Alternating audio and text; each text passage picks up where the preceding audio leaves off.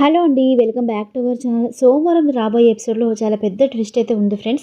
తప్పకుండా వీడియోని వరకు స్కిప్ చేయకుండా చూడండి. అలాగే వీడియోని తప్పకుండా వీడియోని లైక్ చేసి సపోర్ట్ చేయండి ఫ్రెండ్స్. ఇక రవి శృతి షాపింగ్కి అయితే వస్తారు కదా, అక్కడికి బాలు మీన వాళ్ళు కూడా వస్తారు. ఇక రవి శృతితో మాట్లాడుతూ, ఏం చేద్దాం శృతి, నాకు నేను దూరం చేసుకోవడం ఇష్టం లేదు, మనం ఇప్పుడే పెళ్లి చేసుకుందాం శృతి అని చెప్పేసి అంటూ ఉంటాడు.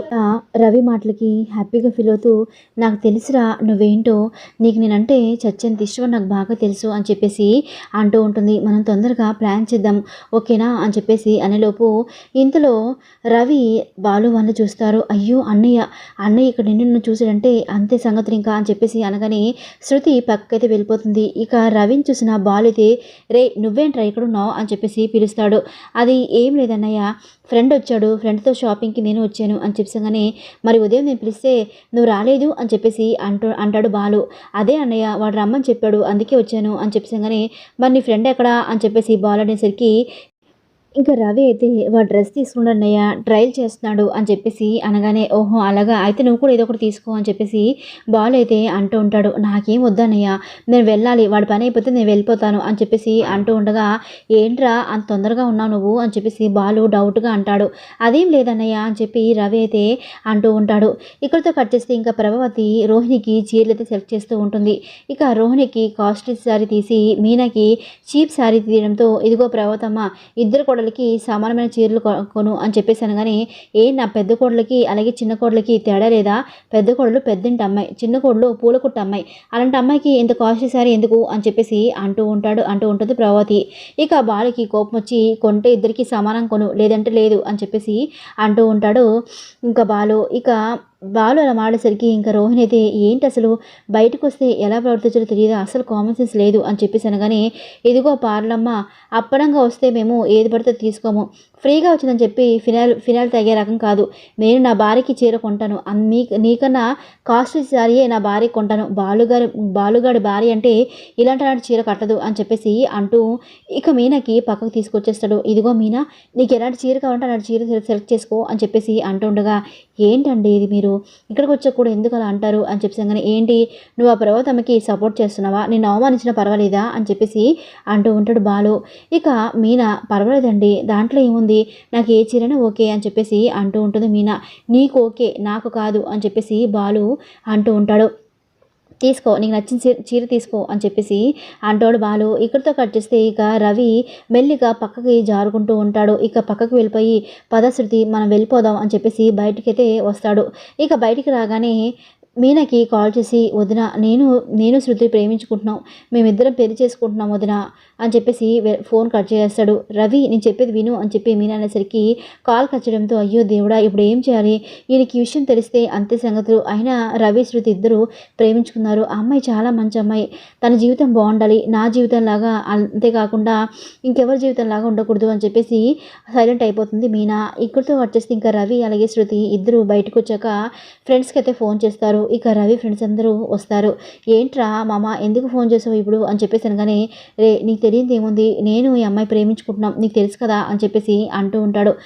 అవును మామ, నాకు తెలుసు, ఇప్పుడు ఏంటి మీ ఇద్దరికి పెళ్లి చేయాలా అని చెప్పి ఫ్రెండ్స్ అయితే అంటూ ఉంటారు. అవునరా మామ, మా ఇంట్లో నా పెళ్ళికి ఒప్పుకోవడం లేదు, మీ అందరూ కలిసి మాకు ఇద్దరికి పెళ్లి చేయండి అని చెప్పేసి అనగానే, సరేరా మా రూమ్కి ఇప్పుడు వచ్చేయండి, నైట్ ఉండండి, మార్నింగే మీరు గుడికి వెళ్ళి మీ ఇద్దరికి మేము పెళ్లి చేస్తాం అని చెప్పేసి వాళ్ళ ఫ్రెండ్స్ అయితే అనడంతో ఇక రవి శృతి వాళ్ళ ఫ్రెండ్స్ రూమ్కి అయితే వెళ్తారు. ఇక ఉదయం శృతి అలాగే రవి ఇద్దరు పెళ్ళికొడుకు బట్టలు వేసుకొని రెడీ అయిపోతారు. ఇక శృతి అయితే చాలా హ్యాపీగా రవిని అయితే కౌలించుకుంటుంది. థ్యాంక్స్ రవి అని చెప్పేసి అంటూ ఉంటుంది. ఏంటి నువ్వు నాకు థ్యాంక్స్ చెప్తున్నావు, నేను నిన్ను ప్రేమించలేదా అని చెప్పి రవి అయితే అంటూ ఉంటాడు. ఇంకా వాళ్ళ ఫ్రెండ్స్ వచ్చి పదండి టైం అయిపోతుందని చెప్పి ఇద్దరికి గుడికి తీసుకెళ్ళి పెళ్ళి అయితే చేస్తారు.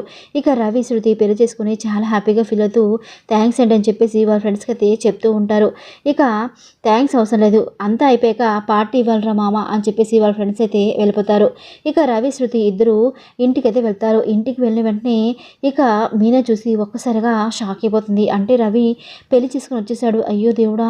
ఇప్పుడు నేను ఎందుకు గొడవ చేస్తారు ఏంటని చెప్పి టెన్షన్ పడిపోతుండగా ఇంతలో బాలు రూమ్లోంచి బయటకైతే వస్తాడు. ఇక రవిని చూసి వెంటనే కోపంగా దగ్గరికి వెళ్ళి వాడు రవి కారుని పట్టుకొని, ఏరా నీకు చెప్తే అర్థం కాదా? ఎందుకురా ఈ డిఎం కూతుర్ని పెళ్లి చేసుకున్నావు? నాన్నని అవమానించాడు వీళ్ళ డాడీ. ఎందుకు వీళ్ళ కూతుర్ని పెళ్లి చేసుకున్నావు అని చెప్పి కోపంగా కారు పట్టుకొని కొట్టబోతుండగా ఇంతలో మీనా అయితే ఆపుతుంది. ఏవండి ఆగండి, ఎందుకంత ఆవేశం మీకు అని చెప్పేసి అంటూ ఉంటుంది మీనా.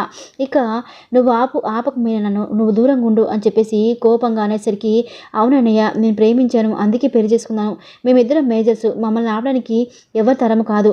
మమ్మల్ని ఆపితే మేము ఊరుకోము అని చెప్పేసాం. కానీ ఏంట్రా పెళ్ళి అయిపోయేసరికి పెద్ద పెద్ద మాటలు వస్తాయని చెప్పేసి కొట్టబోతుండగా, ఆగండి అని చెప్పేసి గట్టిగా అరిసి వెనక్కి లాగుతుంది బాలుని. ఏంటి వినేదంతా అని చెప్పేసి బాలు కోపంగా అంటూ ఉంటాడు. ఏంటండి మీకు ఎందుకంత ఆవేశం? వాళ్ళిద్దరూ ఒకరినొకరు ప్రేమించుకుంటే పెళ్లి చేసుకుంటే తప్పేంటండి? డిఎం కూతురైతే ప్రేమించకూడదా చెప్పండి అని చెప్పేసి మీనా అనేసరికి, ఇదిగో ఈ సినిమా డైలాగ్ నా దగ్గర కాదు మీనా అని చెప్పేసి బాలు అయితే అంటూ ఉంటాడు. సినిమా డైలాగ్ కాదండి, వాళ్ళ నాన్న మంచోడు కాదా, కాకపోతే ఈ అమ్మాయి ఏం తప్పు చేసింది? శృతి చాలా మంచి అమ్మాయి, అంతకు మించి రవి మీద ప్రేమ ఉంది. వాళ్ళిద్దరూ పెళ్లి చేసుకుంటే హ్యాపీగా ఉంటారు. అంతేకాకుండా మనలాగా వాళ్ళ జీవితం ఉండకూడదండి అని చెప్పేసి మీనైతే అంటూ ఉంటుంది. ఏదేమైనా సరే వాడు కూతురిని పెళ్లి చేసుకోవడం నాకు ఇష్టం లేదు అని చెప్పేసి కోపంగా మాట్లాడుతూ ఉంటాడు. ఇగో అండి మీరు ఇంకా ఈ విషయాన్ని ఇక్కడితో వదిలేయండి. వాళ్ళిద్దరూ పెళ్లి చేస్తున్నారు, ఇంకా మనం ఏమీ చేయలేమని చెప్పి మీనా అయితే అంటూ ఉంటుంది.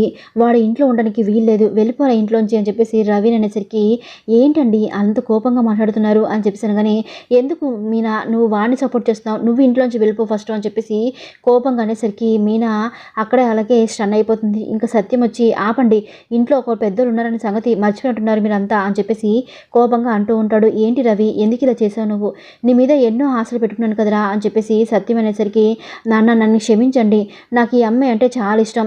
అసలు నాకు ఈ అమ్మాయి డిఎంఈ కూతురని నాకు తెలియక ముందే మేమిద్దరం ప్రేమించుకున్నాము. నేను ఈ అమ్మాయి లేకుండా ఉండలేను, చావని బ్రతికినే తింతోని అని చెప్పేసి అంటూ ఉంటాడు రవి. ఇక బాలుకి ఆ మాటలని వింటూ కోపం వస్తూ ఉంటుంది రవి మీద. ఇంతలో ప్రభావతి, ఎందుకు మీరంతా గొడవ చేస్తున్నారు?